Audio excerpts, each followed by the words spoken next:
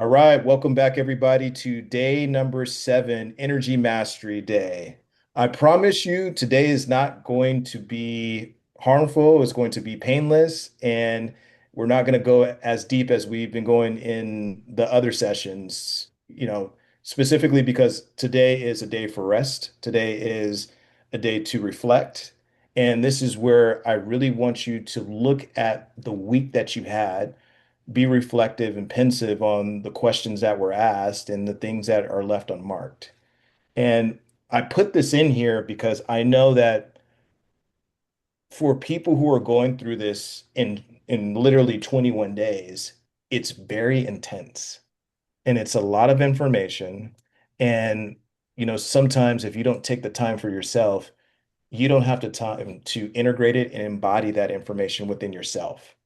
And so this is a forcing function before we move into confidence and before we move into the next phase for you to actually sit with the information that you've been getting and to start some of the integration work that's going to allow you to really step into your next level. So I need to understand from you guys, where are you? How has this week been going? I've been asking you questions, you've been answering questions, we've been going deep. If anybody wants to kind of share, what's one shift you're proud of from this week? I can go. Okay, go ahead. Uh, I really resonated with the forgiveness section. I sat with that one for quite a bit because it kind of made me realize that forgiveness for me had been a act and not a practice. I Mm, th- I think what I wrote down is forgiveness is a process just like everything else. I've had moments of forgiveness, but I don't think I practice forgiveness. mm, And I've opened my heart to it, and it's basically just letting me appreciate life a little bit more and what I have accomplished because I'm it's really easy for me to see something happening right now and say I'm shit right now because this is happening right now, and mm, not think about everything that took me here and where I'm at. Like I've been living my dream life for the last 2 years and I haven't felt it. You know what I mean? Like people talk about getting away, going to Mexico and living with their spouse and having a garden and all this. I have all that. I mm, have all that, but I'm still like, oh, what do I do? Oh my God. And then like I've going back to forgiveness. I've gone to therapy for some relational issues and just stuff in my past. And it's like, yeah, I've forgave my dad. I've forgiven myself for mistakes I've made, but I don't as soon as I make another mistake, I'm back to you're a piece of shit, you're an idiot, blah blah mm, blah. And so it's like I I have to practice forgiveness. It's not a one and done. I need to keep continually saying it's okay. I forgive you for this. When those feelings come up, just being able to revisit and think about and that's really overall what I've been learning too. Like a lot of this stuff I've covered in therapy, but like you've been so emphatic about do it again, do it again, do it again, that it's like, okay, right. That makes it more of a lifestyle change than a thing I do for a couple of days and then go mm, back to being myself. mm. So yeah. Man, you hit on some really good points. I mean, you hit on so many things. You hit on being present and you hit on the lifestyle of this type of work, especially forgiveness. And I have a similar background with my dad. Everybody who's followed me knows my story with I'm not enough and how I felt abandoned by my dad and he didn't prioritize me. And the reason why I went into this work was because I was able to forgive him. And because I was able to forgive him and because I was able to go through that journey, I wanted to share with other people how I went through that journey. I came out on the other side. What a lot of people don't know is that that forgiveness emotion came back up again. And it came back up again when I had my son. He was very active at the very beginning and coming to visit me and my son and the whole family. The first few months my son was alive. And then over the last 3 months, he just went ghost again. And I started feeling those old feelings again. And I was like, man, I opened myself up to you. And this time it's not about me, it's about my son. I don't care, it doesn't matter with me anymore, but don't come in and out of his life. And I needed to address that because now a new devil at a new level, every new level has a new devil. So when you think that you conquered something at level one, at level two, it's going to resurface and it's going to say, hey, are you sure you conquered that? Are you sure you're ready? And you're like, boom, okay, you conquered it at level two. Then at level three, it's going to come back even differently. Are you sure you're ready? Are you sure you're able to move forward? And you're going to have to use different tools. So what I'm teaching you, Cheyenne and Justin and Adam and anybody who's watching this in the future is these are the different tools that you're going to have to use at different levels of your life.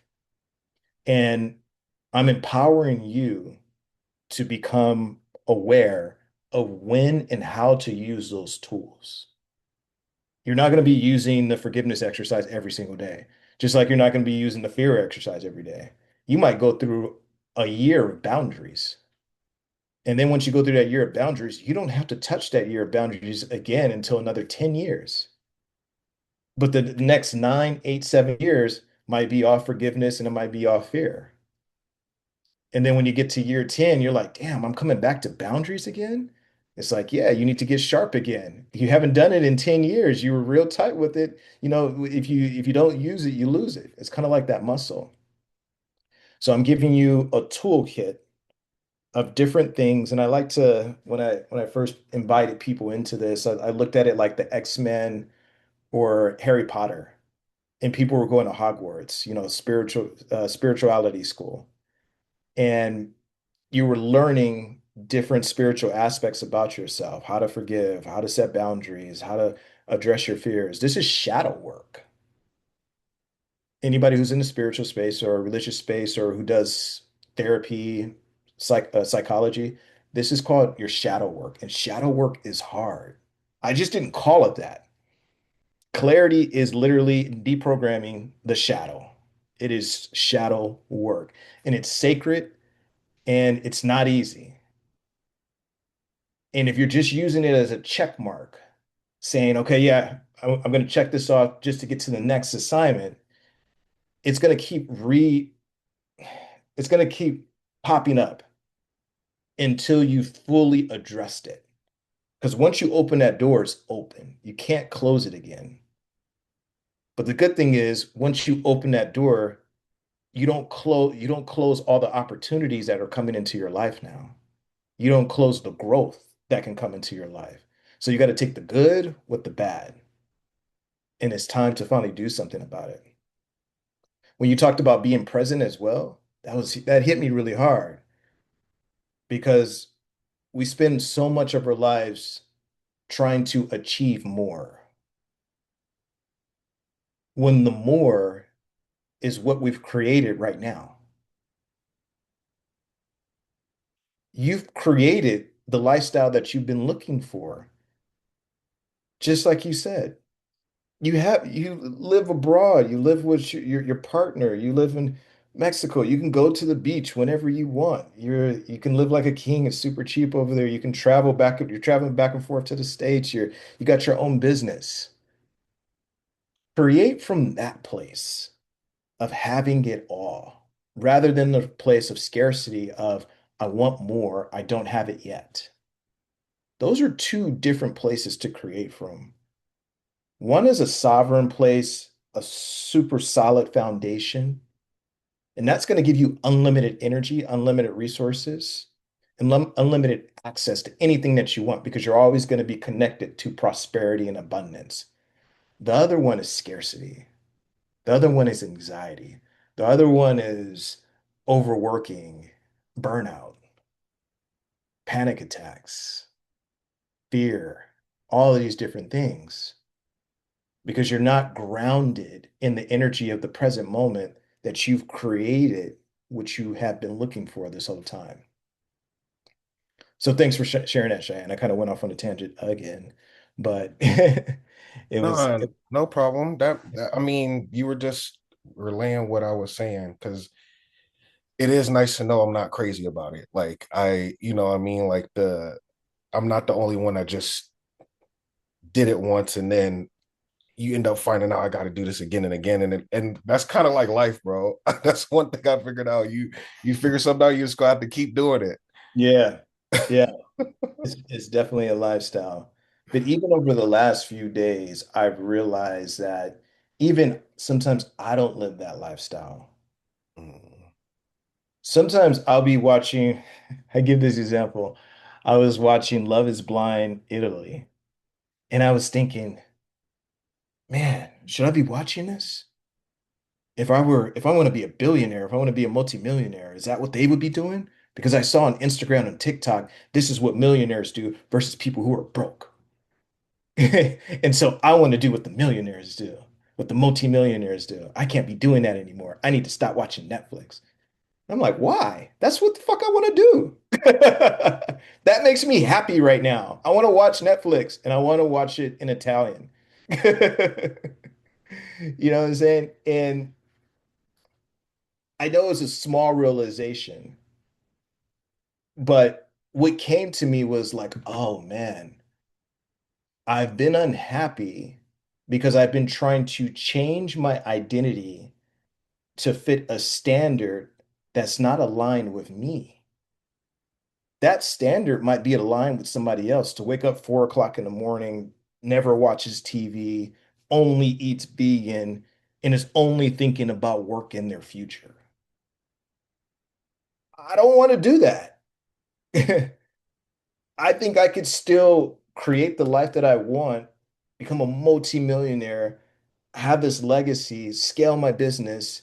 I know that I can because I'm doing it right now. And I can do it in the way that I want. I can be happy about that.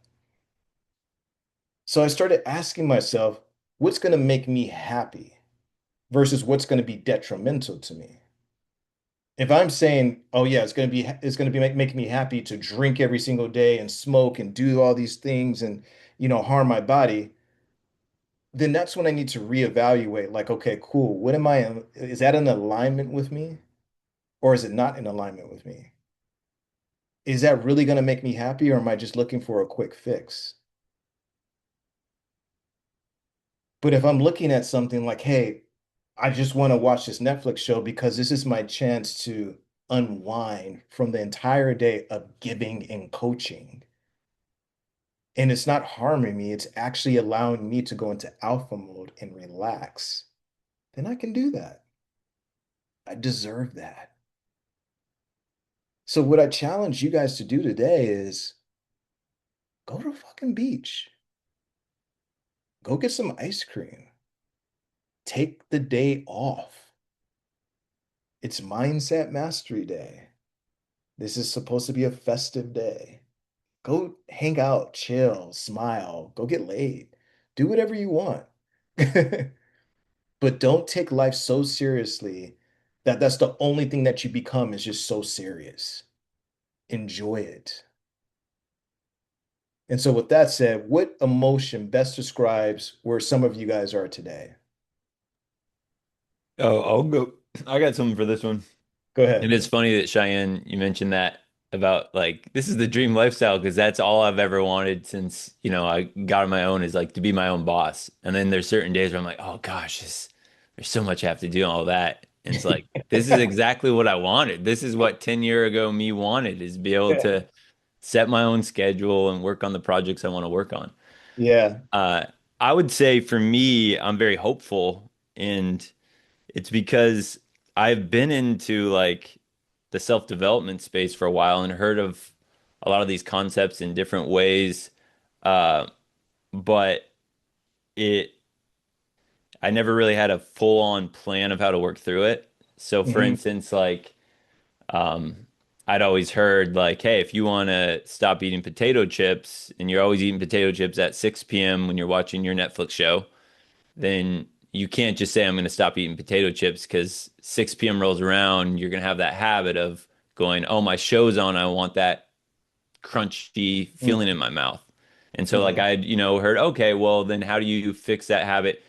You go to your 6 p.m. TV show, but this time you grab baby carrots and get a bowl of that in front of you. Because Mm, what you find is you were probably just missing the crunchy feeling. It didn't have to be potato chips. So now I can replace it with something healthier.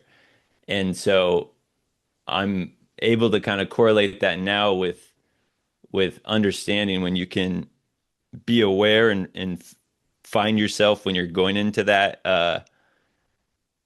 anxious place or wherever your gap it is that you're struggling with. When you're hmm in that moment, if you can become aware of it, that's the first step in just being able to recognize it, which is cool because now I'm starting to be able to recognize that. And now hmm I know, okay, well, now the next step is replacing that potato chip with a baby carrot, which is building the new image to kind of hmm close that gap. So I'm hmm starting to see, like, I'm not there at all yet, but I'm starting to see at least where um, all of these steps are leading towards, which is hmm cool because I've always known I wanted to do this stuff, but I didn't always have the full how does it all connect or how do you rework this in a systematic way, basically. Yeah. Yeah. Thanks, Alan. Thanks for sharing. What surprised any of you guys most about yourself in week one?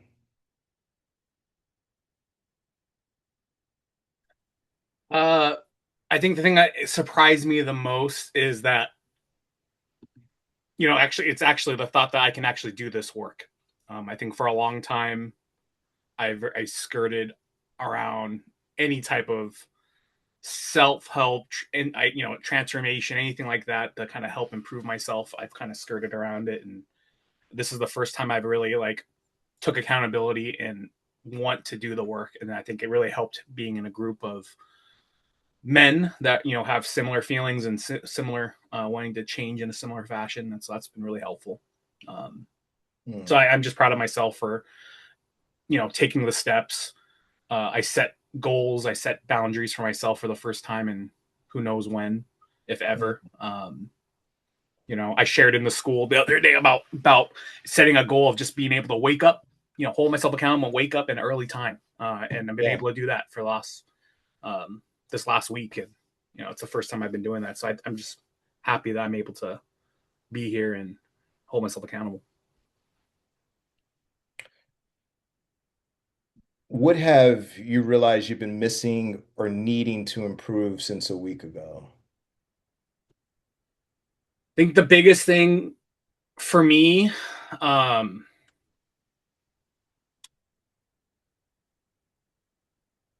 really, to boundaries really was a big one. Um, it's something I know I'm known as kind of a I've been known to always take on too much, always saying yes when I need to say no. Mm, Um, uh, my my fears of not wanting to disappoint people and wanting needing that positive feedback from folks, being able to set boundaries and say it's okay, I can do this, I can do that, I can and slow down, right? mm, Instead of doing everything fasting, that was the biggest thing and biggest improvement from where I was a week ago to now. um, and I think overall it's kind of the theme of this week was clarity, and I think that has helped with identifying my gap and identifying the specific habits that I either need to change or habits I need to adapt or mm, adopt.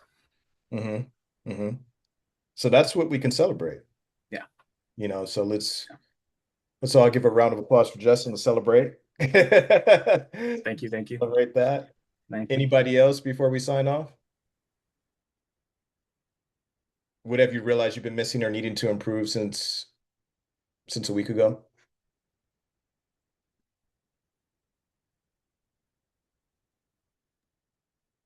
I kind of mentioned it before, but it's really just the awareness piece of finding myself when I'm getting to that spot where I want to distract myself with more research, distract myself with, all right, well, shoot, I'm not exactly sure what to do on this one, so I'm going to distract myself with this project over here and come back to it. Um, and I was kind of doing that on autopilot. So it's more of like the awareness of when I'm starting to feel that and then just stopping and questioning, like, wait, hold on, why do you need to, like, no, just give this 10 more minutes and push through it, and then you'll be fine. You know, you can figure it out right now. Yeah. So that's been helpful for me, is just stopping and having that moment of clarity rather than just running right into my autopilot, which I can kind of feel my brain doing. I can kind of feel that, like, okay, here it comes. All right, let's just distract ourselves for a bit. And now I'm kind of like stopping myself and going, why? That pause that we talked about Yeah. earlier. Yeah. Yeah, that's a big one. Yeah, good for you, Adam. Okay, cool, cool. Listen, I'm proud of you guys all for completing week one. Most people that go through these digital courses, these self-studies, don't complete the courses, but you guys have been very consistent in showing up. And I just want to remind everybody that rest really isn't the absence of growth. It's the absorption of growth. It's absolutely necessary. So please get some rest. Please take care of yourself. Get a massage, get a pedicure. Like I said, go to the beach or, wherever you are. If it's, make sure that you're just taking care of yourself today because your nervous system can't rewire this information when it's being overloaded. When you pause, your identity reorganizes. And when you breathe, that's when the clarity returns. And that's the phase that we've been in, is clarity. In order to get clarity, we have to deprogram. So slow down and let your next level be obvious. And that's when we're going to go into confidence, which is tomorrow. And I'll show you the phase two when it comes to that. This is the reprogramming part, and this will be pretty exciting. So if you have any questions, leave them in the community, reach out to me directly. But if not, I will see you all tomorrow. Thank you guys for signing on today. Thanks, Michael. Thank you. Thank you, Michael. Well, thanks, Michael. Can't wait for week two. Yeah.